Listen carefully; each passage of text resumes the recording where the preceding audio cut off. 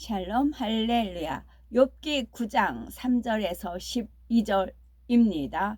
사람이 하나님께 변론하기를 좋아할지라도 1000마디에 한마디도 대답하지 못하리라. 그는 마음이 지혜로우시고 힘이 강하시니 그를 거슬러 스스로 완악하게 행하고도 형통할 자가 누구이랴. 그가 진노하심으로 산을 무너뜨리시며 옮기실지라도 산이 깨닫지 못하며 그가 땅을 그 자리에서 움직이시니 그 기둥이 흔들리도다. 그가 해를 명령하여 뜨지 못하게 하시며 별들을 가두시도다. 그가 홀로 하늘을 펴시며 바다 물결을 밟으시며 북두성과 삼성과 묘성과 남방의 밀실을 만드셨으며 측량할 수 없는 큰 일을 셀 수 없는 기이한 일을 행하시느니라. 그가 내 앞으로 지나시나 내가 보지 못하며 그가 내 앞에서 움직이시나 내가 깨닫지 못하느니라. 하나님이 빼앗으면 누가 막을 수 있으며 무엇을 하시나이까 하고 누가 물을 수 있으랴. 욥기 강의 19번째, 예정의 하나님으로 오해하는 욥입니다. 예정의 하나님으로 오해하는 욥의 말을 살펴보면서 사랑과 공의의 하나님, 예정의 하나님에 대해서 말씀드립니다. 욥기 9장 3절에서 4절에 사람이 하나님과 쟁변하려 할지라도 1000마디에 한마디도 대답하지 못하리라. 스스로 강팍히 하여 그를 거역하고 형통한 자가 누구이랴. 쟁변하다는 말은 다투어 변론하다라는 뜻입니다. 피조물인 우리는 감히 창조주 하나님과 쟁변할 수 없으며 하나님 앞에 오직 순종과 경외만 있어야 합니다. 하나님은 우리를 만드신 창조주이시며 빛 자체이시고 완전한 분이시며 공의로운 분이시기 때문이지요. 한낱 피조물에 지나지 않는 사람이 하나님의 1000마디에 한마디도 대답하지 못하는 것은 너무나 당연한 말씀입니다. 그런데 욥은 하나님의 지혜에 대해서 깊이 알고 있는 것은 아니었지요. 단지 하나님은 지혜롭고 힘이 강하시기에 독재자처럼 마음대로 자신의 자녀들과 재물을 다 거둬 가셨고 질병의 고통까지 주셨다고 생각하고 있었지요. 이렇게 모든 것을 거둬 가신 하나님 앞에 욥 자신은 아무 말도 할 수 없다는 것입니다. 우리는 구원의 섭리를 압니다. 구원의 섭리 속에 하나님의 지혜가 얼마나 깊고 오묘한지 알고 있지요. 하나님께서는 인간이 범죄하여 사망으로 갈 것을 아셨고 이 문제를 해결하기 위해 속죄의 제물로서 예수님을 만세 전에 예비하셨습니다. 원수 마귀 사단은 예수님을 죽이기만 하면 자신이 아담에게서 넘겨받은 권세를 영원히 가질 줄 알고 악인들을 사주하여 예수님을 십자가에 못 박았습니다. 바로 여기에 하나님의 지혜가 있었습니다. 예수님을 죽임으로써 원수 마귀 사단은 오히려 자기 꾀에 넘어가 스스로 하나님의 섭리를 이루는 도구가 되고 만 것입니다. 예수님은 원죄도 자범죄도 없으니 죽임 당하실 이유가 없었습니다. 그런데도 원수 마귀는 죄 없으신 예수님을 죽였으니 이로써 죄의 싹슨 사망이라는 영계의 법을 어긴 것입니다. 원수 마귀는 법을 어긴 대가로 자신의 권세 곧 사람을 주관하고 사망을 주장하는 권세를 내놓을 수밖에 없게 되었습니다. 예수님은 십자가에 달려 죽으셨지만 죄가 없으심으로 사망 권세를 깨뜨리고 부활하셨고 이러한 주님을 믿는 사람마다 구원을 얻을 수가 있게 된 것입니다. 이처럼 원수마귀 사단의 진을 분쇄하고 사망 권세를 깨뜨려 버리신 것은 하나님의 지혜요 하나님의 강한 힘입니다. 그러나 욥은 이처럼 사랑의 섭리가 담긴 하나님의 힘과 지혜를 말하는 것이 아니라 단지 강한 힘과 지혜로서 마음대로 하실 수 있는 하나님으로 오해하고 있습니다.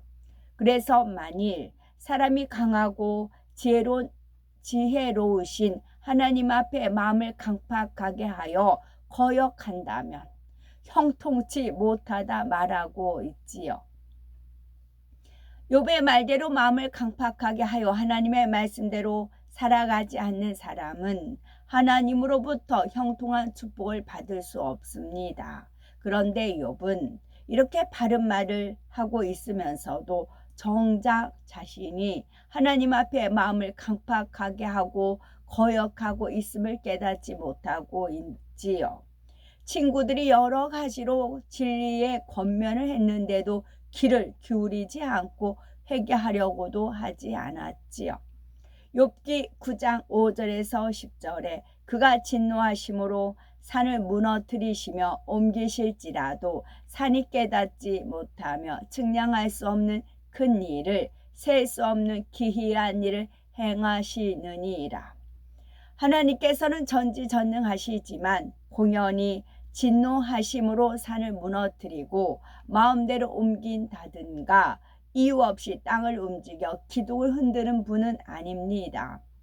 욥은 하나님은 모든 것을 미리 정하시고 무조건 그 계획에 따라 움직이는 분, 즉 예정의 하나님이라 오해하고 있지요. 그래서 욥 자신은 의롭고 아무 잘못이 없지만 하나님께서 예정 가운데 자신을 이렇게 무너뜨리신다는 것입니다. 매사를 하나님께 책임 전가하는 모습이지요. 하나님은 우리가 행복하기를 원하시며 좋은 것 주기를 원하시는데 욥은 이러한 하나님의 사랑을 너무나 모르고 있습니다. 그리고 하나님의 공의에 대해서도 무지했기에 여전히 자신은 까닭없는 고난을 받는다 생각하는 것이지요.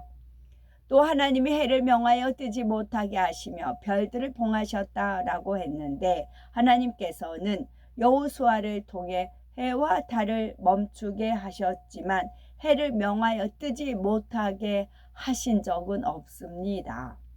밤하늘에는 많은 별들이 있는데 별자리마다 각자의 위치가 있지요. 그래서 욥은 별들이 각각 위치에서 변함없이 있다는 의미를 하나님께서 별들을 봉했다라고 표현을 하고 있습니다.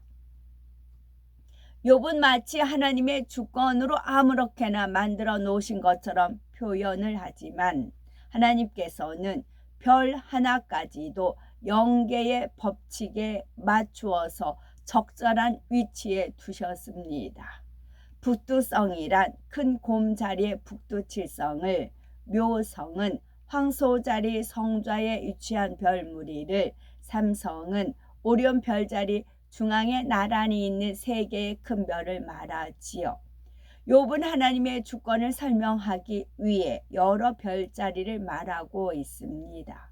하나님께서는 해와 달 모든 별들을 만드시되 그들 사이에 운행의 질서와 법칙을 세우셨지요. 그런데 욥은 하나님께서 지혜롭고 강하심으로 마음대로 별들을 봉하시며 온갖 기이한 일을 행하시는 것처럼 욥에게도 예정 가운데 고난을 주셨다고 오해하고 있습니다. 이처럼 욥이 알고 있는 하나님은 예정의 하나님이요 두려운 하나님이요 독재자 같은 하나님이었습니다. 그러나 우리는 예정의 하나님이요 사랑의 하나님이시며 공의로우신 재판관임을 알아야 합니다. 예정론에서는 하나님께서 이미 인류 역사와 인생의 생사화복 등 모든 것을 정해 놓으셨기 때문에 우리의 구원 역시 이미 정해져 있다고 주장을 합니다. 그래서 한번 구원받았다고 정해지면 그것이 끝까지 표하다고 말하지요. 반대로 예지 예정이란 하나님께서는 모든 것을 미리 아시기 때문에 그에 맞추어 모든 것을 정해 놓으신다는 것입니다. 만일 욥의 말처럼 예정의 하나님이시라면 모든 사람의 구원의 여부는 이미 정해져 있기 때문에 구원받기 위해 노력할 필요가 없습니다. 그러나 하나님은 자신의 뜻에 따라 무조건 정해 놓은 대로 행하시는 분이 아니지요. 그렇다면 인간에게 자유의지를 주실 이유가 없습니다. 구원받을 사람을 미리 선택한 것이 아니며 누구든지 자유의지 가운데 구원의 테두리 안에 들어오면 구원받을 수 있도록 정해 놓으신 예지 예정의 하나님임을 알아야지요. 본문에서 남방의 밀실이라는 것은 이 땅 어딘가에 실제로 존재하는 장소가 아닙니다. 욥이 볼 때 북쪽보다는 남쪽이 따뜻하고 꽃도 많이 피지요. 또 남쪽에서 훈훈한 바람이 불어오니 욥은 아마도 남방에는 풍요롭고 아름다운 밀실이 있나 보다라고 생각했던 것입니다. 그래서 하나님께서 남방의 밀실을 만드시고 측량할 수 없는 큰 일을, 셀 수 없는 기이한 일을 행하신다고 표현을 한 것이지요. 성경을 보면 애굽에 내린 열재앙을 비롯하여 홍해가 갈라지고 여리고성이 무너지는 등 하나님께서 행하신 기이한 일들을 많이 볼 수가 있습니다. 인간 경작이 시작된 이후 지금까지 하나님께서 행하신 기이한 일들이 얼마나 많이 있겠습니까? 이 시대에도 하나님께서는 기사와 표적, 희한한 일, 기이한 일들을 펼쳐 주십니다. 이는 하나님이 예정 가운데 마음대로 주관하시는 것이 아니라 정확한 질서와 공의 그리고 사랑 가운데 이루신 것입니다. 그러나 욥은 예정의 하나님이라 오해하고 있기에 자신 역시 하나님의 예정 속에 들어가 아무 이유도 없이 고통을 받고 있다고 생각하고 있습니다. 그러니 자신의 잘못을 발견하지도 못하고 회개하지도 못하는 것입니다. 욥기 9장 11에서 12절에 그가 내 앞으로 지나시나 내가 보지 못하며 하나님이 빼앗으시면 누가 막을 수 있으며 무엇을 하시나이까 누가 물을 수 있으랴. 욥은 하나님이 본인 앞에 지나가셔도 알지 못하고 느끼지도 못한다 말하지만 그렇지가 않습니다. 우리가 마음의 문을 열고 예수 그리스도를 구세주로 영접하면 성령을 선물로 받게 됩니다. 성령을 받은 사람이라면 하나님께서 임재하실 때 느끼고 깨달을 수가 있습니다. 성령 시대인 지금은 하나님께서 직접 임재하시는 일은 적지만 성령의 역사를 통해 하나님을 느끼게 해 주십니다. 무엇보다도 구원의 확신이 생기며 기도의 응답을 체험하니 기쁨과 소망이 넘치지요. 성령님은 누구보다도 우리와 가까이 계셔서 말할 수 없이 나스한 사랑으로 안아주시며 세상이 줄 수 없는 기쁨과 평강을 부어주십니다. 성령이 충만히 역사하시면 방언의 은사도 임하고 유창한 방언도 합니다. 성령의 불세례가 임하면 뜨거움이 느껴지며 치료를 받고 각종 은사도 받는 등 영적인 체험도 하지요. 말씀 안에 살아가는 만큼 성령의 역사 가운데 진리와 비진리를 구분할 수가 있는 분별력도 생겨납니다. 또한 우리는 하나님의 자녀가 되었기 때문에 하나님께서 불꽃 같은 눈동자로 지켜 보호해 주시며 우리의 머리털까지 세신다는 것도 알고 있지요. 이처럼 우리는 하나님께서 지나가시면 즉 성령이 역사하시면 느끼고 깨달을 수가 있습니다. 그러나 욥은 이러한 체험이 없고 느껴본 적도 없기 때문에 그가 내 앞으로 지나가셔도 보지 못하며 깨닫지 못한다라고 말하고 있습니다. 욥은 또한 하나님이 자신의 자녀와 재물과 건강을 다 빼앗아 가져갔으니 나쁜 하나님이라고 말하고 있습니다. 그렇지만 그 하나님에 대해 하나님 어떻게 이처럼 막무가내로 빼앗아 가실 수 있습니까? 라고 물을 수도 없다고 원망하는 것입니다. 그러나 하나님께서는 자녀들의 것을 빼앗아 가시는 분이 아닙니다. 구하면 주시고 찾으면 찾게 해 주시고 두드리면 열어 주신다고 약속하셨는데 욥은 정반대의 말을 하고 있지요. 하나님께서는 자녀들이 큰 일이든 작은 일이든 하나님께 묻기를 원하시며 하나님의 응답을 받아 형통하기를 원하십니다. 사랑하는 자녀들에게는 꿈이나 환상, 성령의 음성, 영감으로 교통을 이루며 역사해 가시지요. 사랑의 간구, 의인의 간구를 들으시고 응답해 주시며 우리의 물음에 귀찮아하는 것이 아니라 오히려 귀를 기울이시고 자상하게 답해 주시는 분입니다.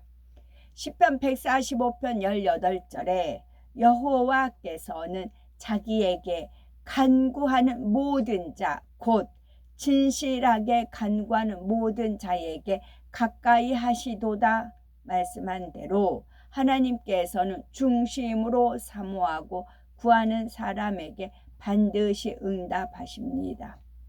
더구나 오늘날은 구약 시대와 달리 성령을 물 붓듯이 부어주시는 마지막 때이기에 성령 받은 하나님의 자녀들은 누구나 성령의 음성을 듣고 하나님의 뜻대로 인도받을 수가 있답니다. 아멘. 샬롬.